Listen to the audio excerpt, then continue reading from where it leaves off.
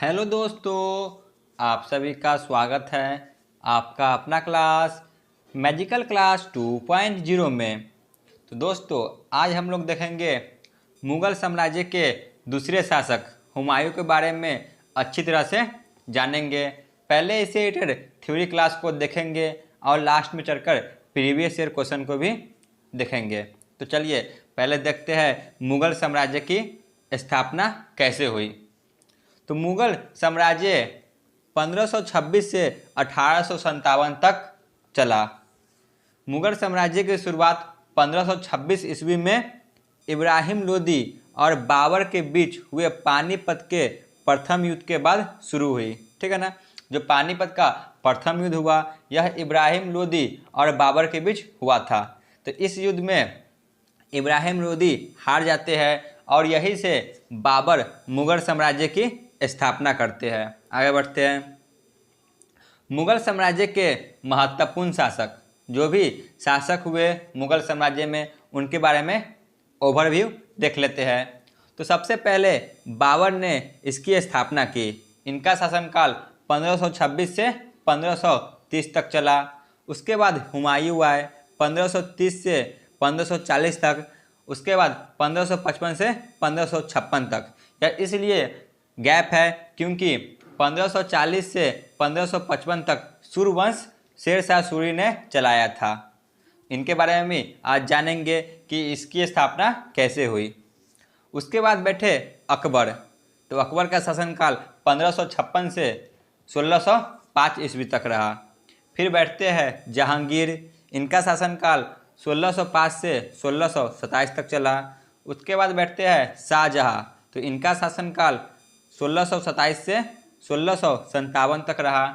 उसके बाद मुग़ल साम्राज्य के महत्वपूर्ण अंतिम शासक बनते हैं औरंगजेब 1658 से 1707 तक। इसके बाद बहुत छोटे छोटे शासक बने थे, तो उनके बारे में हमें आगे पढ़ना है। तो मुग़ल साम्राज्य में हमें इन सभी शासकों के बारे में पढ़ना है। इससे पहले हमने बाबर के बारे में अच्छी तरह पढ़ा चुके हैं। आप लोग जाके मध्यकालीन भारत के इतिहास के प्लेलिस्ट में देख सकते हैं। आज हम लोग पढ़ेंगे हुमायूं का इतिहास। ठीक है ना। हुमायूं के बारे में पूरे अच्छी तरह से कवर करेंगे। तो चलिए आगे बढ़ते हैं। हुमायूं, इनका शासनकाल 1530 से 40 तक चला। उसके बाद फिर 1555 से 1556 तक चला। हुमायूं का पूरा नाम नसरुद्दीन मोहम्मद हुमायूं था। इनका पूरा नाम क्या था? तो इनका पूरा नाम नसरुद्दीन मोहम्मद हुमायूं था। हुमायूं का जन्म 6 मार्च 1508 ईस्वी में काबुल में हुआ था। इनका जन्म 6 मार्च 1508 ईस्वी में काबुल में हुआ था। ठीक है ना। काबुल जो कि अभी अफ़गानिस्तान में स्थित है। तो इनका जन्म काबुल में हुआ था। आगे बढ़ते हैं। हुमायूं के पिता का नाम बाबर था। ठीक है ना। जो बाबर थे इनसे पहले के शासक, यही इनके पिता थे। और माता का नाम माहम बेगम था। इनकी माता का नाम क्या था? तो इनकी माता का नाम माहम बेगम था। हुमायूं सिंहासन पर बैठने से पहले बदकशा का सूबेदार था। जब यह सिंहासन पर बैठे उससे पहले यह बदकशा का सूबेदार थे। बाबर ने अपने मृत्यु से पहले हुमायूं को अपना उत्तराधिकारी घोषित कर दिया था। जब बाबर शासन कर रहे थे तभी इन्होंने अपने बेटे हुमायूं को अपना उत्तराधिकारी घोषित कर दिया था कि यही आगे चल के मेरे बाद मुग़ल साम्राज्य का अगला शासक बनेगा। तो बाबर की मृत्यु 1530 ईस्वी में हो जाती है। इनकी मृत्यु 1530 ईस्वी में हो जाती है। आगे चलते हैं। नसरुद्दीन मोहम्मद हुमायूं 29 दिसंबर 1530 ईस्वी को आगरा में 23 वर्ष की अवस्था में सिंहासन पे बैठे। जो नसरुद्दीन मोहम्मद हुमायूं है यह 1530 में बाबर की मृत्यु के बाद आगरा में सिंहासन पे बैठते हैं। तो बाबर के 4 पुत्र थे। जो बाबर थे इनके पिता, इनके 4 पुत्र थे और एक पुत्री भी थी। हुमायूं, कामरान, अस्करी और हिंदाल, और एक पुत्री थी जिनका नाम गुलबदन बेगम था। तो चलिए आगे बढ़ते हैं। अपने पिता के निर्देश के अनुसार हुमायूं ने अपने राज्य का बंटवारा अपने भाइयों में कर दिया। जब बाबर शासन कर रहे थे तो इन्होंने हुमायूं को अपना उत्तराधिकारी बनाया, लेकिन इसने हुमायूं से कहा कि अपने राज्य में से अपने भाइयों को भी बंटवारा कर देना, उसे भी थोड़ा थोड़ा हिस्सा दे देना। तो हुमायूं ने कामरान को काबुल और कंधार दिया और मिर्जा अस्कली को संभर दिया। मिर्जा हिंदार को अलवर और मेवाड़ की जागीरें दी और हुमायूं ने अपने चचेरे भाई सुलेमान मिर्जा को बदकसा, जहाँ का वह शासक था, वह प्रदेश अपने चचेरे भाई सुलेमान मिर्जा को दे दिया। ठीक है ना। तो हुमायूं ने अपने भाइयों में बंटवारा कर दिया। हुमायूं ने कामरान को काबुल और कंधार दिया, मिर्जा अस्करी को संभल दिया और मिर्जा हिंदाल को अलवर एवं मेवाड़ की जागीरें दी और अपने चचेरे भाई को भी उसने बदकसा प्रदेश दिया। तो आगे बढ़ते हैं। हुमायूं को गद्दी पर बैठते ही अनेक कठिनाइयों का सामना करना पड़ा। जब वह राजगद्दी पर बैठते हैं तभी से उन्हें बहुत से कठिनाइयों का सामना करना पड़ा था। चलिए जानते हैं कौन कौन सी कठिनाई का सामना करना पड़ा था। सबसे पहले अफ़गान समस्या, ठीक है ना। जो अफ़गान थे बिहार में, यह सबसे बड़ी समस्या थी। उसके बाद कमज़ोर सैन्य व्यवस्था, जो उनके पास सेना था यह बहुत ही कम था। और तीसरा हुमायूं के भाई, हुमायूं के जो भाई थे इनसे भी इन्हें समस्या हुई थी। तो चलिए एक एक करके जानते हैं इन सभी समस्याओं के बारे में। सबसे पहले अफ़गान समस्या। महमूद लोदी अपने आप को अभी भी दिल्ली का वास्तविक अधिकारी मानता था। जो महमूद लोदी था यह सूरी वंश का शासक था, तो यह अभी भी दिल्ली का वास्तविक सुल्तान मानता था। ठीक है ना। यह हुमायूं को नहीं माना कि यह दिल्ली का सुल्तान है, यह अपने आप को ही घोषित कर दिया कि मैं ही दिल्ली का सुल्तान हूँ। तो अफ़गानों ने सबसे महत्वपूर्ण शेर खान यानी कि शेर शाह सूरी था, जो कि बाद में हुमायूं के लिए सबसे बड़ी समस्या बनकर उभरा। जो सूरी वंश में सबसे महत्वपूर्ण कौन थे? तो शेर खान यानी कि शेर शाह सूरी। बाद में इन्होंने हुमायूं से बहुत से युद्ध लड़े। आगे चलते हैं। दूसरा जानते हैं तो कमज़ोर सैन्य व्यवस्था, मतलब कि उनके पास बहुत ही कम सेना थी। बाबर द्वारा लगातार युद्ध किए जाने के कारण हुमायूं के पास बड़ी सेना नहीं रह पाया। जब बाबर राजगद्दी पे बैठते हैं तो वह लगातार युद्ध करते हैं, इसी कारण जो उनके सेना होती है वह कम जाती है। तो हुमायूं जब सिंहासन पर बैठते हैं तो इनके पास ज़्यादा सेना न रह पाती है। तो इसके कारण हुमायूं को बहुत सी समस्याओं का सामना करना पड़ा, खासकर अफ़गानी शासक शेर शाह सूरी का। आगे चलते हैं। हुमायूं के भाई, तीसरी समस्या थे हुमायूं के भाई। तो हुमायूं ने अपने भाइयों के साथ उदारता का व्यवहार किया। उन्होंने साम्राज्य का वास्तविक विभाजन कर दिया। ठीक है ना। जो साम्राज्य था उसका इन्होंने विभाजन अपने भाइयों में कर दिया, लेकिन इनका भाई ने इनका साथ नहीं दिया। चलिए जानते हैं इन्होंने किस भाई को क्या क्या दिया था। तो हुमायूं ने कामरान को काबुल और कांधार दिया, मिर्जा अस्करी को संभल दिया और मिर्जा हिंदाल को अलवर एवं मेवाड़ की जागीरें दी। और इसी के साथ इन्होंने अपने चचेरे भाई सुलेमान मिर्जा को भी बदकसा प्रदेश दे दिया। लेकिन ये सभी इनके साथ विश्वासघात करते हैं और इनका यह साथ नहीं देते हैं। तो आगे बढ़ते हैं। हुमायूं द्वारा लड़ा गया प्रमुख युद्ध। हुमायूं ने जो प्रमुख युद्ध लड़े हैं इनके बारे में जान लेते हैं, इनसे क्वेश्चन बहुत सारे बनते हैं। चुनार का प्रथम घेरा, चुनार का प्रथम अभियान जो कि 1532 ईस्वी में हुआ था। इस समय चुनार के किले पर शेर खान की अधीनता थी, ठीक है ना। जो शेर खान है, शेरशाह सूरी, इनकी अधीनता थी। हुमायूं ने 4 महीने तक इस किले को घेरे रखा लेकिन जीत नहीं सका। इस किले को हुमायूं ने 4 महीने तक घेर के रखा चारों तरफ से, लेकिन इसे जीत नहीं सका। शेर खान लड़ने की स्थिति में नहीं था, इसलिए हुमायूं के साथ संधि कर लेता है।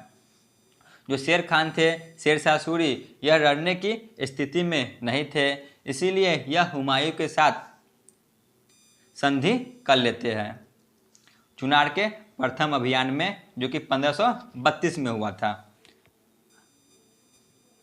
चुनार का द्वितीय अभियान, फिर चुनार का द्वितीय अभियान होता है जो कि 1537 ईस्वी में होता है। इसमें शेर खान ने 1537 में बंगाल पर आक्रमण किया। इस अवसर पर बंगाल के जो शासक थे गयासुद्दीन मुहम्मद शाह, इन्होंने हुमायूं से सहायता की मांग की, परंतु हुमायूं इसकी सहायता नहीं कर सका और शेर खान बंगाल को भी जीत लिया। चुनार का द्वितीय अभियान जो कि 1537 में होता है, तो 1537 में शेर खान बंगाल पर आक्रमण करता है और जो यहाँ के शासक थे गयासुद्दीन मुहम्मद शाह, यह हुमायूं के पास जाते हैं और इनसे सहायता की मांग करते हैं, लेकिन हुमायूं इनकी सहायता नहीं करते हैं और शेर खान यह बंगाल को जीत लेते हैं। हुमायूं ने शेर खान के चुनार किले पर आक्रमण कर दिया, ठीक है। बाद में हुमायूं शेर खान के चुनार किले पर आक्रमण कर देते हैं। 6 महीने के घेरे के बाद उसने चुनार किला को जीत लिया। इस बार इन्होंने 6 महीने तक इस किले को घेरे रखा और बाद में चलकर इसे जीत लिया। चुनार से आगे बढ़कर हुमायूं ने बंगाल को भी जीत लिया, ठीक है। जो शेरशाह सूरी ने अधिकार कर लिया था बंगाल पे, यह इसे भी जीत लिया और अपने साम्राज्य में मिला लिया। तो आगे चलते हैं, अगला महत्वपूर्ण युद्ध के बारे में जानते हैं। तो मोस्ट VBI चौसा का युद्ध जो कि 1539 ईस्वी में हुआ है। इससे आपको एक क्वेश्चन तो जरूर मिलेगा। चौसा का युद्ध 25 जून 1539 ईस्वी में शेर खान यानी कि शेरशाह सूरी एवं हुमायूं के बीच हुआ था। 1539 में चौसा का युद्ध हुआ था। इसमें शेरशाह सूरी और हुमायूं के बीच हुआ था। इस युद्ध में शेर खान जीत जाता है, ठीक है ना। जो शेरशाह सूरी है यह इस युद्ध में जीत जाते हैं। उसके बाद हुमायूं के बचे हुए सैनिक गंगा एवं कर्मनाशा नदी में डूबकर मर गए तथा हुमायूं भी गंगा नदी में कूद पड़ा। जब चौसा का युद्ध हुआ उस समय बिहार में बाढ़ का समय था, इसीलिए हर तरफ पानी भरा था, लेकिन हुमायूं को इस बात का पता नहीं था।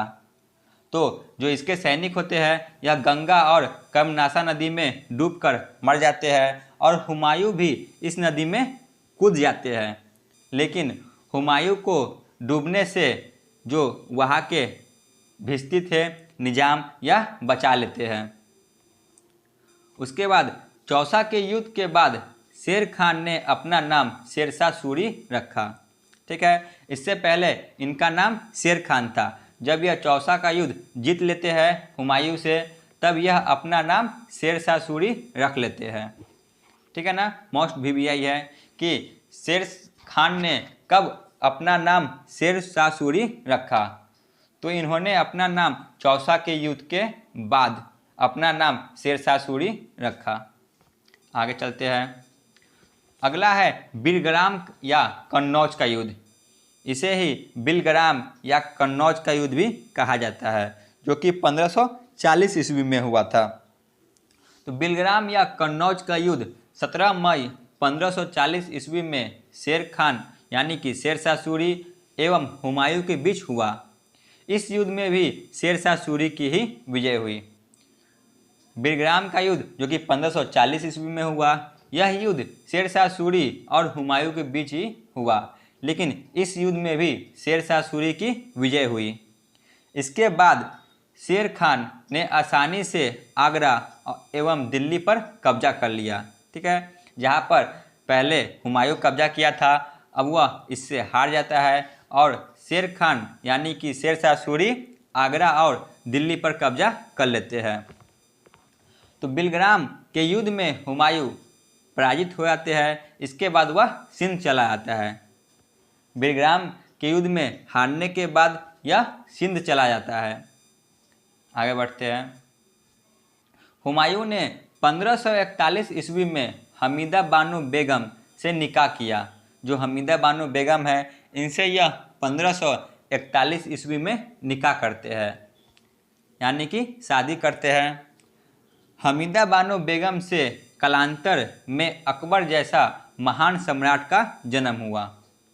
अकबर का जन्म हमीदा बानो से ही हुआ था, जो कि कालांतर में हुआ।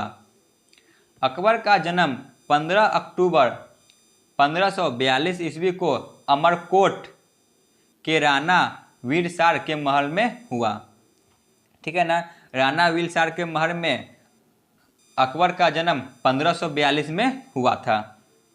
आगे चलते हैं, जानते हैं आखिरी महत्वपूर्ण युद्ध के बारे में, जो कि सरहिंद का युद्ध है। यह 1555 में हुआ था। 1555 ईस्वी में हुमायूं ने पंजाब के सूरी शासक जो कि सिकंदर थे, इसे पराजित कर देते हैं और पुनः दिल्ली के राजगद्दी पे बैठ जाते हैं।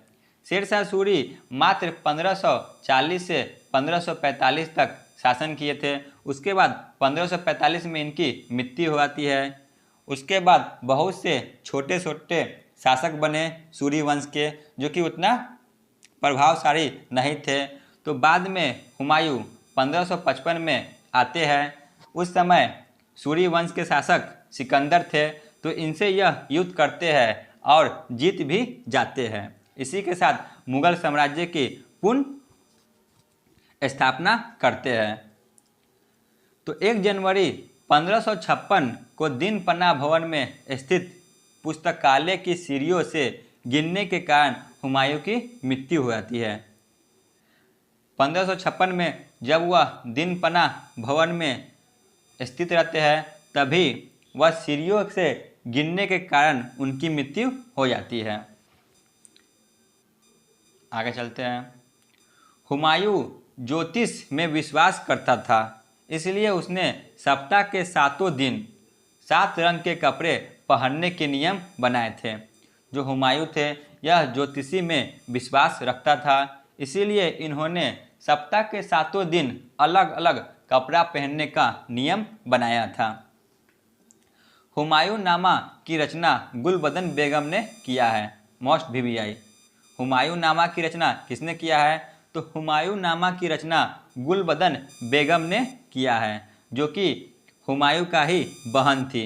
ठीक है, गुलबदन बेगम हुमायूं की बहन थी। इन्होंने ही हुमायूं नामा, जो कि हुमायूं की आत्मकथा है, इसकी रचना की है। लेनपुर लिखता है, जो इतिहासकार रेनपुल है, यह लिखता है कि हुमायूं का जीवन भर रुकता रहा और अंत में रुककर ही इसकी मृत्यु हो गई। जो हुमायूं थे, यह जीवन भर भटकता रहा यहाँ वहाँ और अंत में यह रुककर ही मृत्यु हो गई।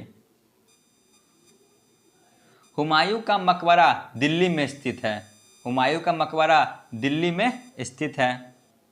इसके मकबरा का वास्तुकार मिराक मिर्जा ग्यास थे। ठीक है ना, जो इनके मकबरा दिल्ली में स्थित है, इसका वास्तुकार मिराक मिर्जा ग्यास थे। तो आज का थ्योरी क्लास यहीं पे ख़त्म होता है। आपको थ्योरी से इतने ही क्वेश्चन पूछे जाएंगे, इससे बाहर एक भी क्वेश्चन नहीं आ सकते। तो चलिए आगे चलते हैं, प्रीवियस ईयर क्वेश्चन को देखते हैं। क्वेश्चन नंबर फर्स्ट, मुगल साम्राज्य का दूसरा शासक कौन हुआ? बताइए मुगल वंश का दूसरा शासक कौन बने? Option A Babur, option B Humayun, option C Akbar, option D Shahjahan. Mughal साम्राज्य का दूसरा शासक हुमायूं बने, ऑप्शन बी। आगे बढ़ते हैं। क्वेश्चन नंबर 2, हुमायूं का जन्म कहाँ हुआ था? बताइए हुमायूं का जन्म कहाँ हुआ था? Option A Delhi, option B Islamabad, option C Kabul, option D Dhaka. तो हुमायूं का जन्म काबुल में हुआ था, काबुल जो कि अफगानिस्तान में स्थित है। आगे बढ़ते हैं। क्वेश्चन नंबर 3, हुमायूं सिंहासन पर बैठने से पहले कहाँ का सूबेदार था? Option A Delhi, option B Agra, option C बदकसा, ऑप्शन डी पाटलिपुत्र। हुमायूं सिंहासन पे बैठने से पहले बदकसा का सूबेदार था, ऑप्शन सी। आगे बढ़ते हैं। क्वेश्चन नंबर 4, हुमायूं ने दिन पनाह नामक नए नगर की स्थापना कब किया? Option A 1530, option B 1533, option C 1536, option D 1539। इसका सही जवाब होगा ऑप्शन बी 1533। आगे चलते हैं। क्वेश्चन नंबर 5 पे आते हैं। हुमायूं ने चौसा का युद्ध कब किया? बताइए चौसा का युद्ध हुमायूं ने कब किया था? Option A 1530, option B 1533, option C 1536, option D 1539। Humayun ने चौसा का युद्ध 1539 में किया था। आगे बढ़ते हैं। क्वेश्चन नंबर 6, हुमायूं ने 1541 में निकाह किसके साथ किया? Option A Hamida Bano Begum, option B Mumtaz Mahal, option C Qutub Nigar Begum, option D इनमें से कोई नहीं। हुमायूं ने 1541 में हमीदा बानो बेगम से निकाह किया, ऑप्शन ए। आगे बढ़ते हैं। क्वेश्चन नंबर 7, सरहिंद का युद्ध कब हुआ था? Option A 1545, option B 1550, option C 1555, option D 1556। तो सरहिंद का युद्ध 1555 में हुआ था, ऑप्शन ए। आगे बढ़ते हैं। क्वेश्चन नंबर 8, हुमायूं नामा की रचना किसने किया? बताइए हुमायूं नामा की रचना किसने किया? ऑप्शन ए हुमायूं ने, ऑप्शन बी बाबर ने, ऑप्शन सी गुलबदन बेगम ने, ऑप्शन डी शाहजहां ने। हुमायूं नामा की रचना गुलबदन बेगम ने किया, ऑप्शन सी। आगे चलते हैं। क्वेश्चन नंबर 9 जो कि आज का क्लास का अंतिम प्रश्न है। हुमायूं का मकबरा कहाँ स्थित है? बताइए हुमायूं का मकबरा कहाँ स्थित है? Option A Delhi, option B Punjab, option C Lucknow, option D Chandigarh. Humayun का मकबरा दिल्ली में स्थित है, ऑप्शन ए। तो आज का क्लास यहीं पे ख़त्म होता है। आप लोग चैनल पे नए हो तो चैनल को अवश्य सब्सक्राइब कर ले। धन्यवाद।